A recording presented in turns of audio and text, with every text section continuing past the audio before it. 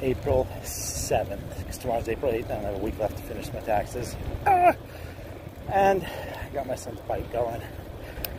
It's a nice bike I bought a couple years ago for Christmas. What's it called? I don't even know what it is. KSKS 650, 300. I don't know what kind of bike it is. Anyway, it's a good bike, good dirt bike, mountain bike, I guess. I'm gonna start riding this sucker. And my knees are bugging me. I don't really want to start jogging right yet. I do want to get there. We'll see how it works. Maybe I'm just trying to avoid having to go inside and do my taxes today on this Sunday afternoon. Tell you what, I need a rear view mirror because it sucks looking over your head. Very suited up to fight. Oh, I might go take this dirt trail.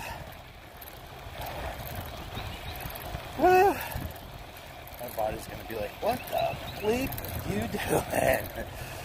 I get it. Gotta get into the bicycle seat too. My buttocks hurt. Maybe it's just because I'm so F with that. Total distance Yeah, 1.01 miles. Right, field it. Total time 5 minutes and 27 seconds. Splits.